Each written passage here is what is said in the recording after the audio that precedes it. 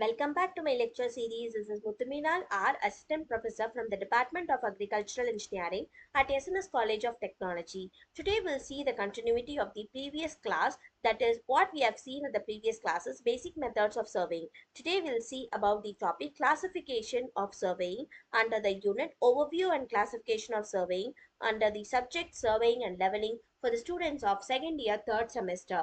Let us have a small recap under the last class that we have seen under them is we have seen what is surveying. Surveying is nothing but the art of determining the relative position at the surface or below the surface, and also the introduction about surveying, what are the role of surveying that is involved, what is the role of a surveyor, how it is important, and the uses of surveying along with the principles and objective.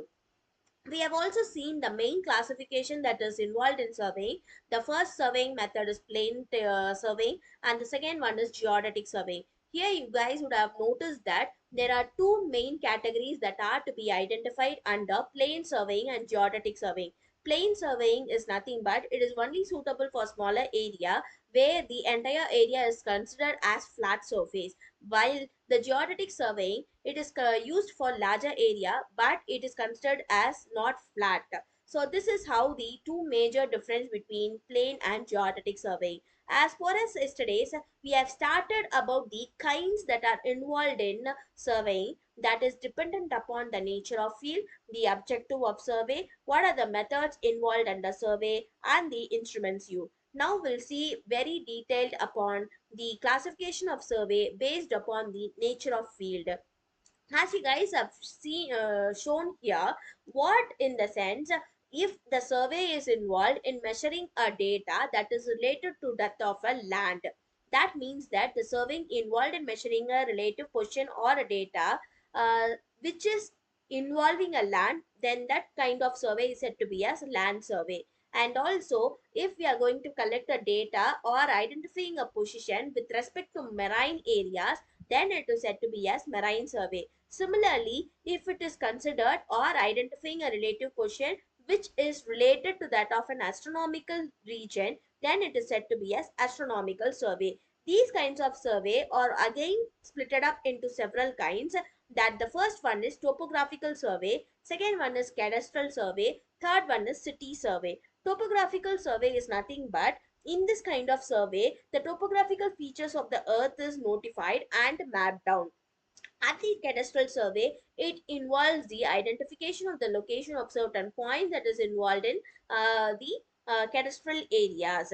And the last one, that is city survey, in the sense it is related to that of the locations and the points that are available in a city circumference. Here you guys will understand the very basic thing, because we have always seen Khatti film, right? And which if Vijay is going to explain something, if we look down his table, you will see the map of the projected map of the area, right? Like pipelines and everything. So those kinds of data are collected with the help of city survey. So the next classification under surveying method is based upon the methods employed.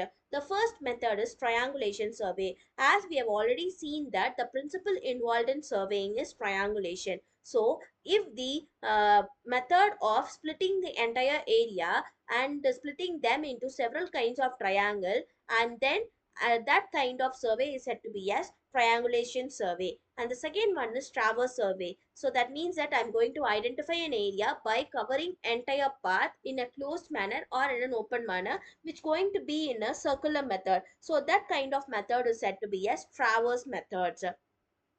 And the next method is based upon the instruments used. The first method that is involved dependent upon the instrument is chain surveying. So that means that in order to identify a linear measurement between 2 points, that is A and B, it is mandatory for me to have either chain or a tape. Chain is similar to that of tape, where no annotations will be given, because the chain will resemble the entire distance. So what we have to know before using this method, we have to be careful of identifying number of links available and what is the distance between each number of links. There are several kinds of chains that are available. The chains could be split up into metric chain, non-metric chains and everything, and the most commonly used chain is metric chain. So if we are going to utilize a chain to measure the distance between 2 points, and the process involved in measuring the distance with the help of these kinds of chain is said to be as chain surveying.